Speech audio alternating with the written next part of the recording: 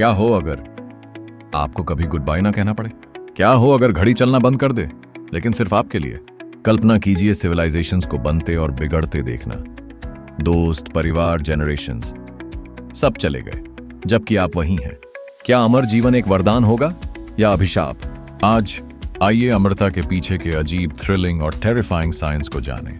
क्या हो अगर आप हमेशा के लिए जी सकें?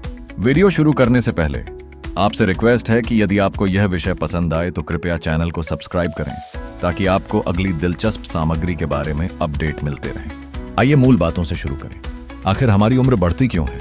हमारे शरीर के अंदर ट्रिलियंस कोशिकाएं हमें जीवित रखने के लिए लगातार काम कर रही हैं, लेकिन हर बार जब एक कोशिका विभाजित होती है तो उसका डीएनए थोड़ा कम सही हो जाता है।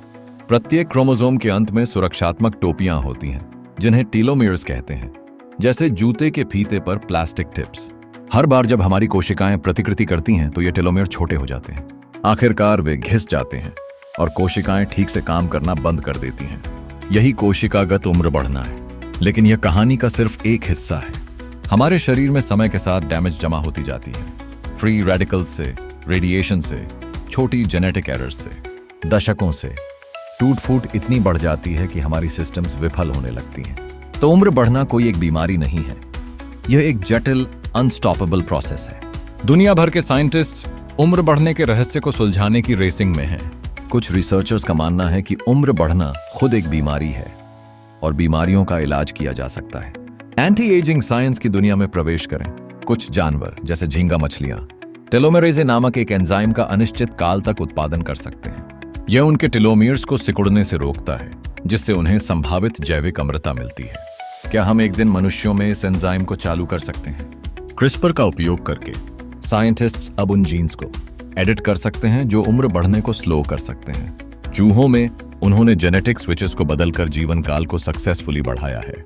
सेनोलिटिक्स ऐसी दवाएं हैं जिन्हें ज़ॉम्बी कोशिकाओं को हटाने के लिए डिजाइन किया गया है। डैमेज्ड कोशिकाएं जो अब काम नहीं करती लेकिन मरने से इनकार करती हैं, उन्हें साफ करने से टिश्यूज को यंग और हेल्थी रखा जा सकता है। कुछ दवाएं अत्यधिक आहार के जीवन विस्तार वाले प्रभावों की नकल करती हैं। शरीर को धीमी उम्र बढ़ने वाले सर्वाइवल मोड में धोखा देती हैं। लेकिन यहां कैच है, भले ही हम कोशिकागत उम्र बढ़ने को हल कर लें, हमें अभी भी बीमारियों, एक्सीडेंट्स और अप्रत्याशित का सामना करना पड़ता है। हमेशा के लिए जीना सिर्फ बायोलॉजी के बारे में नहीं है, यह रेजिलियंस के बारे में है। लेकिन रुकिए, आइए असली सवाल पूछते हैं। भले ही आप हमेशा के लिए जी सकें, क्या आपको जीना चाहिए? आइए एक ऐसे भविष्य की कल्पना करें जहां आपकी उम्र नहीं बढ़ती, आपका शरीर यंग रहता है, आपका मन सीखता रहता है। आप अपने प्रियजनों को उम्र बढ़ते और गुजरते हुए देखते हैं, बार बार, सदियों से। आप डिटैच्ड महसूस करने लगेंगे, एक ऐसी दुनिया से कटे हुए जो आपके बिना लगातार बदल रही है। आप पूरे नेशन से अधिक समय तक जीवित रह सकते हैं। आप भाषाओं को गायब होते, संस्कृतियों को विकसित होते, प्लेनेट को नया रूप लेते देख सकते हैं। क्या आपका मन इतने दुख को संभाल सकता है? इतना बदलाव? और फिर ओवर पॉपुलेशन आती है। अगर कोई मरता नहीं और लोग पैदा होते रहते हैं, हम सब कहां जाएंगे? क्या सरकारें अंततः रिप्रोडक्शन को कंट्रोल करती हैं?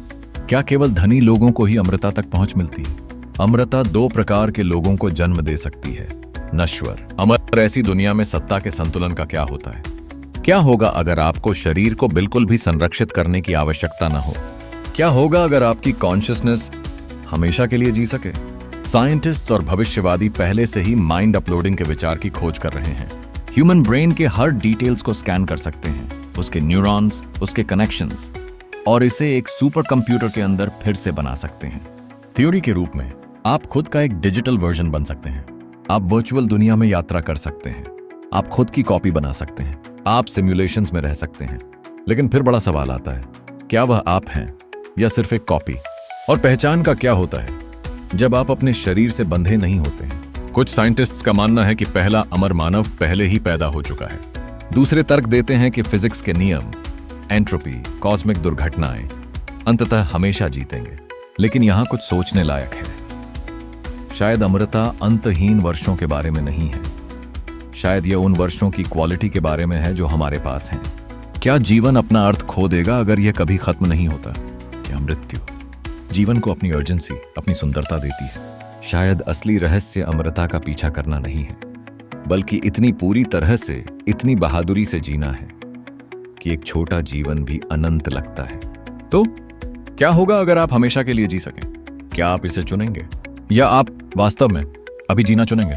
यह द साई जूम है, जहां हम अपने यूनिवर्स के बड़े बाहर व्हाट इफ्स की एक्सप्लोर करते हैं। अगर इस जर्नी ने आपको इंट्रीग्ड किया तो लाइक, शेयर और सब्सक्राइब करना ना भूलें। मैं आपको अगले में मिलूंगा।